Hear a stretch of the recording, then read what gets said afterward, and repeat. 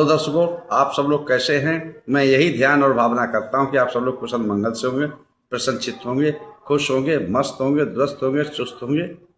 तो जैसा कि मैं हर रोज कहता हूं, फॉलो सब्सक्राइब करो न करो ये तो आपकी मर्जी है, पर ध्यान लगाकर, मन लगाकर, चित्त लगाकर, दिमाग लगाकर, माइंड लगाकर सुनते रहो। बस यही हमारी अर्जी है, बस यही हमारी अर्जी है, बस यही हमारी अर्जी है। तो जैसा कि हम लोगों की दंपति का गाथाओं का पाठ चल रहा है, तो आज की गाथा है दंपति की गाथा 181। दंपति की गाथा 181 और बुद्ध बग की तीसरी है।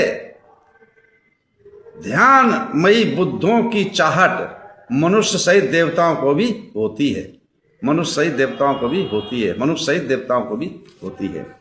तो ये था सारांश। चलते हैं कि जो आज की 181 गाथा है और बुद्ध वर्ग की तीसरी है। तो दंपति की गाथा है 181। चलते हैं इस गाथा को तथागत सम्यक संबुद्ध ने किस स्थान पर, किस जगह पर, किस उद्देश्य पर, किस कारण उपदेशित किया। चलते हैं उस जगह पर, उस स्थान पर। एवं मे सुतं एकं समयं भगवा शंकास्य नगरं विहारे विहरति। ऐसा मैंने सुना, एक समय तथागत सम्यक संबुद्ध शंकास्य नगर, जिसको शंकिसा बोलते हैं आज समय पे, शंकास्य नगर हुआ करता था बुद्ध के समय। शंकास्य नगर में ये इस गाथा को उपदेशित किया है। और किसके लिए, कैसे किया है, वो कथा क्या है, वो व्यथा क्या है, वो कहानी क्या है, वो दृष्टांत क्या है, मैं आपको बताता हूं। चलते हैं कथा की तरफ। तथागत सम्यक संबुद्ध ने आषाढ़ की पूर्णिमा के दिन श्रावस्ती में यमक प्रथया दिखा करके और त्रांतिस देवलोक में चले गए। कहां पहुंचे? त्रांतिस देवलोक में। और वहां जाकर के 3 महीने तक वर्षावास में अभिधम्म तक का जो उपदेश किया। तो वहां देवताओं ने बहुत अच्छी व्यवस्था बना रखी थी, और जहां पर भगवान बुद्ध को बैठना था, जहां पर रुकना था, उस जगह को बहुत ही रमणीक बना दिया था, बहुत ही सुंदर बना दिया था। और जो उनके परम शिष्य सारिपुत्र थे, वो जो है वर्षावास कर रहे थे शंकास्य नगर में। कहां करे? शंकास्य नगर में। और उनकी मौसी जो थी महामा प्रजापति गौतमी, वो भी वहीं पे वर्षावास कर, उनका अंत समय था। तो उनकी ये लालसा थी कि तथागत सम्यक संबुद्ध हमें दर्शन दें आखिरी टाइम पर।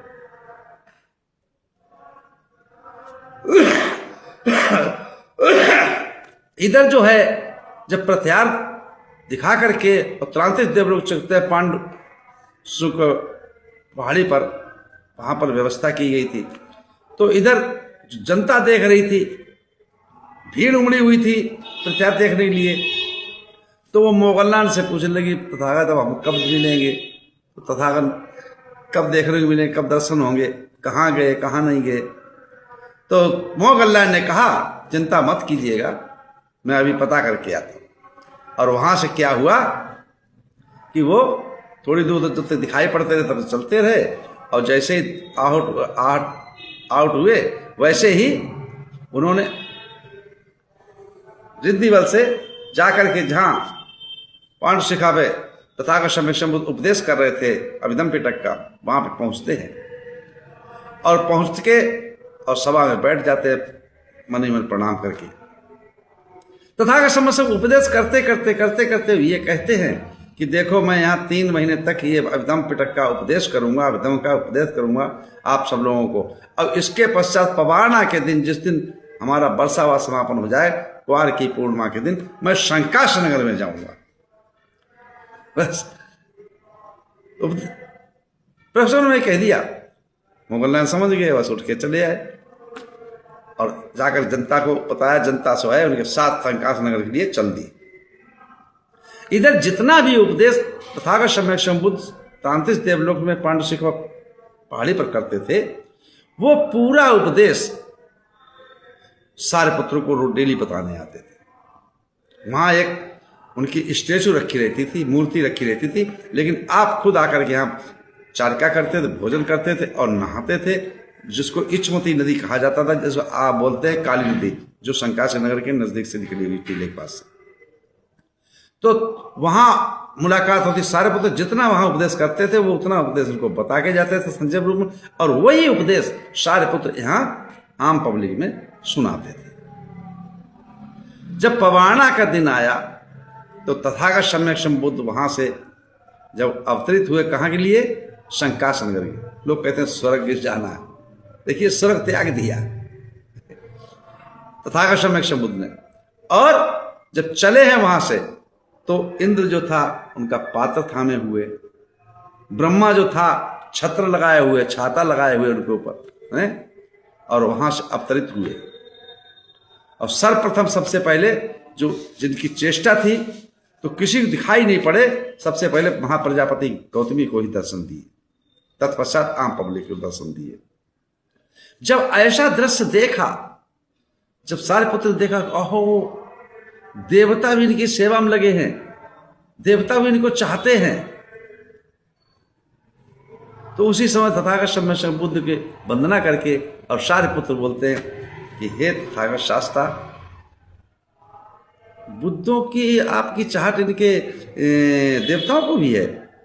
तो उसी समय तथागत सम्यक संबुद्ध कहते हैं इस गाथा को, जो 181वीं गाथा है, क्या कहते हैं?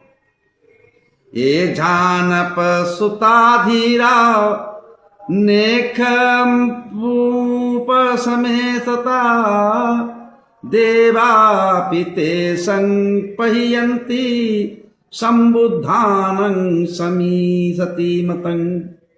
जो धीर ध्यान में लगे रहने वाले, परम शांति निर्माण में रत रहने वाले हैं, उन स्मृतिमान बुद्धों की देवता भी प्रशंसा करते हैं और उनकी चाहत रखते हैं। ये आज की गाथा का सारांश था। तो इसी साथ मैं अपनी वाणी विराम देता हूँ। आप सब लोग मंगल हो, कल्याण हो, सुखी जीवन हो, निरोगी काया हो, दुख दूर हो जाए, सुख से वास करो, हमेशा प्रसन्नचित्त रहो। आप सब लोग मंगल हो, मंगल हो, मंगल हो।